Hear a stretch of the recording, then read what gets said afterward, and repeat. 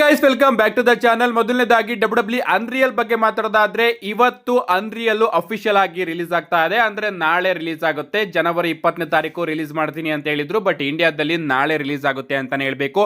ಏನೇ ಆಗ್ಲಿ ಕೆಲವೊಂದಷ್ಟು ಫುಟೇಜಸ್ ಗಳನ್ನ ಅವರೇ ಅಪ್ಲೋಡ್ ಮಾಡ್ತಾ ಇದ್ದಾರೆ. ಅಂಡ್ ಮೊದಲನೇದಾಗಿ ಆರ್ಟ್ರೂತ್ ವಿಚಾರವಾಗಿ ಮಾತಾಡೋದಾದ್ರೆ ನಿಮ್ಗೆ ಗೊತ್ತಿರಬಹುದು, ಡಬ್ಲ್ಯೂ ಅವರು ಆರ್ಟ್ರೂತ್ ಅವ್ರನ್ನ ಅಫಿಷಿಯಲ್ ಆಗಿ ರಿಲೀಸ್ ಮಾಡಿದ್ರು. ಅದಾದ್ಮೇಲೆ ಮತ್ತೊಮ್ಮೆ ಜಾನ್ಸಿನ್ ಅವರು ಹೇಳಿದ್ಕೆ ಆರ್ಟ್ರೂತ್ ಅವ್ರನ್ನ ಕರ್ಕೊಂಡು ಬಂದ್ರು ಅಂತ ಅಪ್ಡೇಟ್ಗಳು ಬರ್ತಾ ಇತ್ತು. ಇವನ್ ತಾನು ರಿಲೀಸ್ ಆಗಿದ್ದೀನಿ ಅಂತ ಆರ್ಟ್ರೂತ್ ಅವರೇ ಸೋಷಿಯಲ್ ಮೀಡಿಯಾದಲ್ಲಿ ಅಫಿಷಿಯಲ್ ಆಗಿ ಟ್ವೀಟ್ ಮಾಡಿ ತಿಳಿಸಿದ್ರು. ಅಂಡ್ ಅದ್ರ ಬಗ್ಗೆನೂ ಕೂಡ ಡಬ್ಲ್ಯೂ ಅವರು ಈ ಒಂದು ಅನ್ರಿಯಲ್ ಅಲ್ಲಿ ಕವರ್ ಮಾಡಿದ್ದಾರೆ. ಅಂಡ್ ನಮ್ಮ ಟ್ರಿಪಲ್ ಎಚ್ ಅವರು ಏನ್ ಸ್ಟೇಟ್ಮೆಂಟ್ ನ ಕೊಟ್ಟಿದ್ದಾರೆ ಗೊತ್ತಾ? ಆರ್ಟ್ರೂತ್ ಯಾವತ್ತೂ ಕೂಡ ಡಬ್ಲ್ಯೂ ಕಂಪನಿಯಿಂದ ರಿಲೀಸೇ ಆಗಿಲ್ಲ. ಅವನ ಕಾಂಟ್ರಾಕ್ಟ್ ನಮ್ಮ ಕಂಪನಿಯಲ್ಲಿ ಎಕ್ಸ್ಪೈರ್ ಆಗ್ತಾ ಬರ್ತಾ ಇತ್ತು. ಅಂಡ್ ಆ ಕಡೆಯಿಂದನೂ ಕೂಡ ಕಮ್ಯುನಿಕೇಶನ್ ಇರಲಿಲ್ಲ, ಅಂಡ್ ಈ ಕಡೆಯಿಂದನೂ ಕೂಡ ಕಮ್ಯುನಿಕೇಶನ್ ಇರಲಿಲ್ಲ. ನಾವೇನ್ ಅನ್ಕೊಂಡ್ವಿ, ಓಕೆ ನಾವೇ ಕಾಂಟ್ರಾಕ್ಟ್ ನ ಆಫರ್ ಮಾಡೋದಕ್ಕಿಂತ ಅವರೇ ಬಂದು ನಮ್ಮ ಹತ್ರ ಕೇಳಿದ್ರೆ ಚೆನ್ನಾಗಿರುತ್ತೆ. ಅವನೇ ಬಂದು ಕೇಳೋ ತನಕ ನಾವೇನು ಕೂಡ ಮಾತಾಡೋದೇ ಬೇಡ.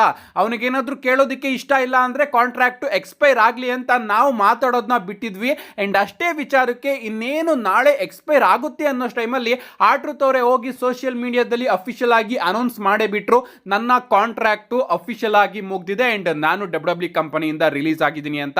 ಅಂಡ್ ಅದು ನಮಗೆ ನಿಜವಾಗ್ಲೂ ಕೂಡ ಬೇಜಾರಾಯ್ತು. ಬಟ್ ವಾಸ್ತವ ಏನಪ್ಪಾ ಅಂದ್ರೆ ಆರ್ಟ್ರೂತ್ ಅವರ ಕಾಂಟ್ರಾಕ್ಟ್ ಯಾವತ್ತೂ ಕೂಡ ಎಕ್ಸ್ಪೈರ್ ಆಗಿರಲಿಲ್ಲ. ನಾವು ವೆಯ್ಟ್ ಮಾಡ್ತಾ ಇದ್ವಿ, ಆರ್ಟ್ರೂತ್ ಅವರೇ ಬಂದು ನಮ್ಮನ್ನ ಕೇಳಿ, ಬಂದು ನನ್ನ ಕಾಂಟ್ರಾಕ್ಟ್ ಎಕ್ಸ್ಪೈರ್ ಆಗ್ತಾ ಇದೆ, ನನಗೇನಾದ್ರೂ ಡೀಲ್ ನ ಆಫರ್ ಮಾಡ್ತೀರಾ, ಆಫರ್ ಮಾಡೋದಾದ್ರೆ ಎಷ್ಟು ವರ್ಷದ ಡೀಲು ಅಂತ ಅವರೇ ಕೇಳ್ತಾರೆ ಅಂತ ಅನ್ಕೊಂಡಿದ್ವಿ. ಬಟ್ ಅವರು ಎಂಡಿಂಗ್ ವರ್ಗೂ ಕೂಡ ಕೇಳೋದಕ್ಕೇನೆ ಬರಲಿಲ್ಲ. ಅಂಡ್ ಇದು ಒಂದು ರೀತಿ ಮಿಸ್ ಕಮ್ಯುನಿಕೇಶನ್ ಅಲ್ಲಿ ಆಗಿದ್ದು ಅಂತ ನಮ್ಮ ಟ್ರಿಪಲ್ ಎಚ್ ಅವರು ಅಫಿಷಿಯಲ್ ಆಗಿ ಆ ಒಂದು ನೆಟ್ಫ್ಲಿಕ್ಸ್ ಡಾಕ್ಯುಮೆಂಟರಿಯಲ್ಲಿ ಸ್ಟೇಟ್ಮೆಂಟ್ ನ ಕೊಟ್ಟಿದ್ದಾರೆ. ಏನೇ ಆಗ್ಲಿ ಇಲ್ಲಿ ತನ್ನ ಮೇಲೆ ಬಂದಂತಹ ಆ ಒಂದು ಕೆಟ್ಟ ಭಿನ್ನಾಭಿಪ್ರಾಯ ಏನಿದೆ ಅದನ್ನೆಲ್ಲದನ್ನು ಕೂಡ ತೆಗೆದು ಹೊರಗಡೆ ಹಾಕೋದಕ್ಕೆ ನಮ್ಮ ಟ್ರಿಪಲ್ ಎಚ್ ಅವರು ಈ ರೀತಿ ವಿಚಾರನ ಸುದ್ದಿ ಬಳಸಿ ಮಾತಾಡ್ತಾ ಇದ್ದಾರೆ ಅಂತಾನೆ ಹೇಳ್ಬೇಕು. ಅಂಡ್ ಈಗ ಇದರಲ್ಲಿ ಯಾರ್ದು ತಪ್ಪು ಯಾರ್ದು ನಿಜ, ಈ ಒಂದು ಡಾಕ್ಯುಮೆಂಟರಿ ಎಷ್ಟು ನಿಜ, ಇದ್ರ ಬಗ್ಗೆ ನಿಮ್ಮ ಅಭಿಪ್ರಾಯನ ಕಮೆಂಟ್ ಸೆಕ್ಷನ್ ಅಲ್ಲಿ ಕಮೆಂಟ್ ಮಾಡಿ. ಡಾಕ್ಯುಮೆಂಟರಿ ಮುಗಿದ ಮೇಲೆ ನಾನು ಖಂಡಿತವಾಗ್ಲೂ ಕೂಡ ಒಂದು ರಿವ್ಯೂನ ಕೊಡ್ತೇನೆ.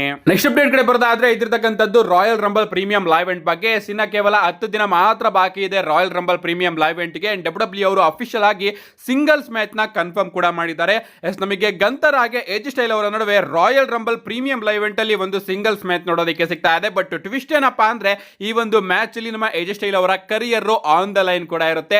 ಈ ಒಂದು ಮ್ಯಾಚ್ ಅಲ್ಲಿ ಏನಾದ್ರೂ ಏಜ್ ಸ್ಟೈಲ್ ಅವರು ಸೋತ್ರೆ ಅವರು ಅಫಿಷಿಯಲ್ ಆಗಿ ತನ್ನ ಕರಿಯರ್ ನ ಎಂಡ್ ಮಾಡ್ಕೋತಾರೆ ರೆಸ್ಲಿಂಗ್ ಇಂದ. ಏನೇ ಆಗ್ಲಿ ಈ ಒಂದು ಮ್ಯಾಚ್ ಅಲ್ಲಿ ಏಜ್ ಸ್ಟೈಲ್ ಅವರು ಸೋಲಲ್ಲ ಅಂತ ಅನ್ಕೋತೀನಿ. ಡಬ್ಲ್ಯೂ ಅವರು ಗಂತರ್ ಹಾಗೆ ಏಜ್ ಸ್ಟೈಲ್ ಅವರ ಫ್ಯೂಡ್ ನ ರಸಲ್ ಮೇನಿಯಾ ತನಕ ಡ್ರಾಗ್ ಮಾಡಬಹುದು. ರಾಯಲ್ ರಂಬಲ್ ಅಂತೂ ಏಜ್ ಸ್ಟೈಲ್ ಅವರು ತನ್ನ ಕರಿಯರ್ ನ ಕಳ್ಕೊಳ್ಳೋದಿಲ್ಲ, ಇದಂತೂ ಕನ್ಫರ್ಮ್. ಗಂತರ್ ಹಾಗೆ ಏಜ್ ಸ್ಟೈಲ್ ಅವರ ಸಿಂಗಲ್ಸ್ ಮ್ಯಾಚ್ ಅದು ಕೂಡ ಏಜ್ ಸ್ಟೈಲ್ ಅವರು ತನ್ನ ಕರಿಯರ್ ನ ಆನ್ ದ ಲೈನ್ ಇಟ್ಟಿದ್ದಾರೆ. ಈ ಒಂದು ಮ್ಯಾಚ್ ನಮಗೆ ರಾಯಲ್ ರಂಬಲ್ ಅಲ್ಲಿ ನೋಡೋದಕ್ಕೆ ಸಿಗ್ತಾ ಇದೆ. ಅಂಡ್ ತನ್ನ ನೇಮ್ಸ್ ಗಳನ್ನ ಅಫಿಷಿಯಲ್ ಆಗಿ ಯಾರ್ಯಾರು ರಾಯಲ್ ರಂಬಲ್ ಗೆ ಕನ್ಫರ್ಮ್ ಮಾಡ್ಕೊಂಡಿದ್ದಾರೆ ಅಂತ ನೋಡೋದಾದ್ರೆ ಗಂತರ್ ಅವರು ನಮಗೆ ರಾಯಲ್ ರಂಬಲ್ ಅಲ್ಲಿ ನೋಡೋದಕ್ಕೆ ಸಿಗ್ತಾರೆ. ಸೊ ಗಂತರ್ ಅವರು ಇದ್ರ ಪ್ರಕಾರ ಡಬಲ್ ಡ್ಯೂಟಿನ ಮಾಡ್ತಾ ಇದ್ದಾರೆ. ಏಜ್ ಸ್ಟೈಲ್ ಅವರು ಕೂಡ ನೋಡೋದಕ್ಕೆ ಸಿಗ್ತಾರೆ. ಪೆಂಟಾ, ರೆಮಿಸ್ಟಿರಿಯೋ ಹಾಗೆ ಡ್ರ್ಯಾಗನ್ ಲೀ ಅವರು ಕೂಡ ರಾಯಲ್ ರಂಬಲ್ ಅಲ್ಲಿ ನಮಗೆ ನೋಡೋದಕ್ಕೆ ಸಿಗ್ತಾ ಇದ್ದಾರೆ. ಇನ್ನ ವಿಮೆನ್ಸ್ ರಾಯಲ್ ರಂಬಲ್ ಮ್ಯಾಚ್ ಅಲ್ಲಿ ಯಾರ್ಯಾರು ತನ್ನ ನೇಮ್ ನ ಕನ್ಫರ್ಮ್ ಮಾಡ್ಕೊಂಡಿದ್ದಾರೆ ಅಂತ ನೋಡೋದಾದ್ರೆ ರಿಯಾ ರಿಪ್ಲಿ ಅವರು ನೋಡೋದಕ್ಕೆ ಸಿಗ್ತಾರೆ. ಇಯೋ ಸ್ಕೈ, ಲಿವ್ ಮಾರ್ಗನ್, ರಾಕ್ಸಿನ್ ಪ್ರೀಸ್, ರಾಕೈಲ್, ಆಸ್ಕಾ, ಕೈರಿಸೈನ್, ಬೇಲಿ ಹಾಗೆ ಲೈರಾ ವಾಲ್ಕೈರಾ ಇಷ್ಟು ಜನ ಅಫಿಷಿಯಲ್ ಆಗಿ ತನ್ನ ನೇಮ್ ನ ರಾಯಲ್ ರಂಬಲ್ ಗೆ ಕನ್ಫರ್ಮ್ ಮಾಡ್ಕೊಂಡಿದ್ದಾರೆ. ಇನ್ನ ರಾಯಲ್ ರಂಬಲ್ ಗಿಂತ ಮುಂಚೆ ಬರ್ತಾ ಇರತಕ್ಕಂತಹ ಸ್ಯಾಟರ್ಡೆ ನೈಟ್ ಮೈನ್ ಇವೆಂಟ್ ಬಗ್ಗೆ ಮಾತಾಡೋದಾದ್ರೆ ಇಲ್ಲಿಗೆ ಡಬ್ಲ್ಯೂ ಅವರು ಈಗ ಇನ್ನ ಒಂದು ಮ್ಯಾಚ್ ನ ಅಫಿಷಿಯಲ್ ಆಗಿ ಕನ್ಫರ್ಮ್ ಮಾಡಿದ್ದಾರೆ. W women's tag team championship ಗೆ Rhea Ripley and Iyo Sky versus Liv Morgan ಹಾಗೆ ರಾಕ್ಸಿನ್ ಪ್ರೀಸ್ ಅವರ ಸಿಂಗಲ್ಸ್ ಮ್ಯಾಚ್ ಕೂಡ ನೋಡೋದಕ್ಕೆ ಸಿಗ್ತಾ ಇದೆ. ಇದಲ್ದಲ್ಲೇ ಡಬ್ಲ್ಯೂ ಅನ್ಡಿಸ್ಪ್ಯೂಟೆಡ್ ಚಾಂಪಿಯನ್ಶಿಪ್ ಗೆ ಒಂದು ಫ್ಯಾಟಲ್ 4-ವೇ ಮ್ಯಾಚ್ ಕೂಡ ನೋಡೋದಕ್ಕೆ ಸಿಗ್ತಾ ಇದೆ. ನಂಬರ್ 1 ಕಂಟೆಂಡರ್ಶಿಪ್ ಗೆ ಅಂಡ್ ಫೈನಲಿ ಕೋಡಿ ರೋಡ್ಸ್ ಹಾಗೆ ಜೇಕೋ ಫಾಟೋ ಅವರ ಸಿಂಗಲ್ಸ್ ಮ್ಯಾಚ್ ಕೂಡ ನೋಡೋದಕ್ಕೆ ಸಿಗ್ತಾ ಇದೆ. ಏನೇ ಆಗ್ಲಿ ಸ್ಯಾಟರ್ಡೆ ನೈಟ್ ಮೈನ್ ಇವೆಂಟ್ ಕೂಡ ಸಿಕ್ಕಾಪಟ್ಟೆ ಸ್ಟಾಕ್ಡ್ ಅಂತ ಅನಿಸ್ತಾ ಇದೆ. ನೆಕ್ಸ್ಟ್ ಅಪ್ಡೇಟ್ ಕಡೆ ಬರೋದಾದ್ರೆ ಇದಿರ್ತಕ್ಕಂಥದ್ದು ನಮ್ಮ ಜಿಯೋವಾನ್ ಇವಾನ್ಸ್ ಅವರ ಬಗ್ಗೆ. ಇವತ್ತಿನ ಮಂಡೇ ನೈಟ್ ರಾಲಿ ಒಂದು ಸ್ಪಾಟ್ ಅಲ್ಲಿ ನಮ್ಮ ಇವಾನ್ಸ್ ಅವರಿಗೆ ಇಂಜುರಿ ಆಗುತ್ತೆ ಅಂಡ್ ಅದರಿಂದ ಅವರು ತನ್ನ ಮ್ಯಾಚ್ ಅಲ್ಲಿ ಕಂಪೀಟ್ ಮಾಡೋದಕ್ಕೆ ಆಗೋದಿಲ್ಲ. ಬಟ್ ಆ ಒಂದು ವಿಡಿಯೋದಲ್ಲಿ ನಾನು ನಿಮಗೆ ತಿಳಿಸಿದ್ದೆ, ಇವಾನ್ಸ್ ಅವರು ಬ್ಯಾಕ್ ಸ್ಟೇಜ್ ಅಲ್ಲಿ ನಾನು ಚೆನ್ನಾಗಿದ್ದೀನಿ, ಯಾವುದೇ ರೀತಿಯ ಇಂಜುರಿ ಆಗಿಲ್ಲ ಅಂತ ತಿಳಿಸಿದ್ದಾರೆ. ಸೊ ಅವರಿಗೆ ಯಾವುದೇ ರೀತಿಯ ಇಂಜುರಿ ಆಗಿಲ್ಲ. ಬಟ್ ಡಬ್ಲ್ಯೂ ಗೆ ಕನ್ಸರ್ನ್ ಇರೋದೇನಪ್ಪ ಅಂದ್ರೆ ಇವಾನ್ಸ್ ಅವರಿಗೆ ಏನಾದ್ರೂ ಕಂಕಷನ್ ಆಗಿತ್ತಾ ಅಂತ. ಅಂಡ್ ಇಡೀ ಮಂಡೇ ನೈಟ್ ಶೋ ಮುಗಿಯೋ ತನಕ ಇವಾನ್ಸ್ ಅವ್ರನ್ನ ಅಬ್ಸರ್ವೇಷನ್ ಅಲ್ಲಿ ಇಟ್ಟಿದ್ರಂತೆ. ಅಂಡ್ ಇನ್ನೂ ಕೂಡ ಅವರಿಗೆ ಕನ್ಸರ್ನ್ ಇದೆಯಂತೆ, ಅವ್ರಿಗೆ ಏನಾದ್ರೂ ಕಂಕಷನ್ ಆಗಿತ್ತಾ ಅಂತ. ಯಾವುದೇ ರೀತಿಯ ಇಂಜುರಿ ಪ್ರಾಬ್ಲಮ್ ನಮ್ಮ ಜಿಯೋವಾನ್ ಇವಾನ್ಸ್ ಅವರಿಗೆ ಆಗಿಲ್ವಂತೆ. ನೆಕ್ಸ್ಟ್ ಅಪ್ಡೇಟ್ ಕಡೆ ಬರೋದಾದ್ರೆ ಈ ಒಂದು ಫೋಟೋನ ನೀವು ನೋಡ್ತಾ ಇರಬಹುದು. ಈ ಒಂದು ಫೋಟೋದಲ್ಲಿ ನಮ್ಮ ಹೊಸ undisputed W champion Drew McIntyre ಅವರು ನೋಡೋದಕ್ಕೆ ಸಿಗ್ತಾ ಇದ್ದಾರೆ. ಅಂಡ್ ಅದ್ಭುತವಾಗಿ ಅವರು ಈ ಒಂದು ಚಾಂಪಿಯನ್ಶಿಪ್ ಜೊತೆ ನಮಗೆ ನೋಡೋದಕ್ಕೆ ಸಿಗ್ತಾ ಇದ್ದಾರೆ. ನಿಜವಾಗ್ಲೂ ಇವರಿಗೆ ಡಬ್ಲ್ಯೂ ಅವರು ಚಾಂಪಿಯನ್ಶಿಪ್ ನ ಕೊಡೋದಕ್ಕೆ ಇಷ್ಟು ಟೈಮ್ ನ ಯಾಕೆ ತಗೋತು ಅಂತ ಅನ್ನಿಸ್ತಾ ಇದೆ. ಏನೇ ಆಗ್ಲಿ ಚಾಂಪಿಯನ್ಶಿಪ್ ಜೊತೆ ನಮ್ಮ ಡ್ರೂ ಮ್ಯಾಕೆಂಟೈರ್ ಅವರಂತೂ ಖಡಕ್ ಆಗಿ ಕಾಣಿಸ್ತಾ ಇದ್ದಾರೆ. ನಮ್ಮ ನೆಕ್ಸ್ಟ್ ಅಂಡ್ ಫೈನಲ್ ಅಪ್ಡೇಟ್ ಕಡೆ ಬರೋದಾದ್ರೆ ಇದಿರ್ತಕ್ಕಂಥದ್ದು ನಮ್ಮ ಪಾಲಿಮಿನ್ ಅವರ ಪವರ್ ಬಗ್ಗೆ. ಈ ಒಂದು ಸ್ಟೋರಿನ ನಾನು ಎಕ್ಸ್ಪ್ಲೈನ್ ಮಾಡ್ತೀನಿ, ಮೊದಲಿಂದ ಕೇಳಿಸ್ಕೊತಾ ಹೋಗಿ. ನಿಮ್ಗೆ ಗೊತ್ತಿರಬಹುದು ಕಳೆದ ಮಂಡೇ ನೈಟ್ ಅಲ್ಲಿ ನಮ್ಮ ಆಡಮ್ ಪಿಯರ್ಸ್ ಅವರು ಬ್ರಾನ್ ಬ್ರೇಕರ್ ಅವ್ರನ್ನ ಅಫಿಷಿಯಲ್ ಆಗಿ ಸಸ್ಪೆಂಡ್ ಮಾಡ್ತಾರೆ. ಅಂಡ್ ಆಗ್ಲೇ ನಮ್ಮ ಪಾಲಿಮಿನ್ ಅವರು ಆಡಮ್ ಪಿಯರ್ಸ್ ಅವರಿಗೆ ಹೇಳಿದ್ರು, ನೀನು ಬ್ರಾನ್ ಬ್ರೇಕರ್ ಅವ್ರನ್ನ ಸಸ್ಪೆಂಡ್ ಮಾಡಿ ನಿಜವಾಗ್ಲೂ ಕೂಡ ದೊಡ್ಡ ತಪ್ಪನ್ನ ಮಾಡಿದ್ಯಾ ಅಂತ.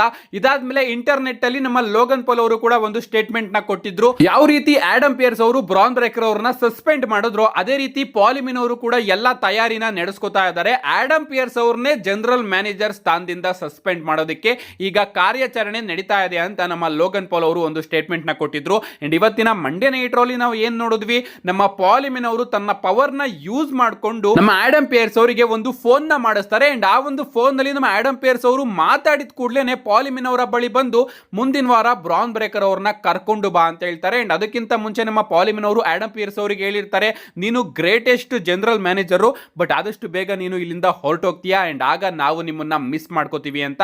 ಏನೇ ಆಗ್ಲಿ ಆ ಒಂದು ಫೋನ್ ಅಲ್ಲಿ ಆಡಮ್ ಪಿಯರ್ಸ್ ಅವರಿಗೆ ಯಾರೋ ಒಬ್ಬ ಪವರ್ ಇರ್ತಕ್ಕಂತಹ ವ್ಯಕ್ತಿ ಹೇಳಿರಬಹುದು, ನೀನು ಈಗ ಬ್ರಾನ್ ಬ್ರೇಕರ್ ಅವರ ಜೊತೆ ಮಾತಾಡಿ ಅವನ ಸಸ್ಪೆನ್ಷನ್ ನ ಕ್ಯಾನ್ಸಲ್ ಮಾಡಬೇಕು, ಇಲ್ಲ ಅಂದ್ರೆ ನೀನೇ ಸಸ್ಪೆಂಡ್ ಆಗ್ತೀಯಾ ಅಂತ. ಅದಕ್ಕೋಸ್ಕರ ಆಡಮ್ ಪಿಯರ್ಸ್ ಅವರೇ ಬಂದು ಪಾಲಿಮಿನ್ ಅವ್ರನ್ನ ಕೇಳ್ಕೊಂಡಿದ್ದಾರೆ, ಮುಂದಿನ ವಾರ ಬ್ರಾನ್ ಬ್ರೇಕರ್ ಅವ್ರನ್ನ ಕರ್ಕೊಂಡು ಬಾ ಅಂತ. ಈಗ ಪವರ್ ಇರ್ತಕ್ಕಂತಹ ವ್ಯಕ್ತಿ ಯಾರು? ಅಫ್ಕೋರ್ಸ್ ನಮ್ಮ ಟ್ರಿಪಲ್ ಎಚ್ ಅವರು. ಅವ್ರಿಗಿಂತ ಮೇಲ್ಗಡೆ ಯಾರೋ ಒಬ್ರು ಇದ್ದಾರೆ ಅಂಡ್ ಅವರು ಈ ಒಂದು ಸ್ಟೋರಿ ಲೈನ್ ಗೆ ಲಿಂಕ್ ಆಗ್ತಾ ಇದ್ದಾರೆ. ಅಂಡ್ ಆ ವ್ಯಕ್ತಿ ಯಾರು ಅಂದ್ರೆ ಪ್ರಾಬಬ್ಲಿ ನಮ್ಮ ರಾಕ್ ಅವರು ಆಗಿರ್ತಾರೆ. ಯಾಕಂದ್ರೆ ನಿಮ್ಗೆ ಗೊತ್ತು, ರಾಕ್ ಅವ್ರಿಗೂ ಕೂಡ ಈಗ ಡಬ್ಲ್ಯೂ ಕಂಪನಿಯಲ್ಲಿ ಪವರ್ ಇದೆ.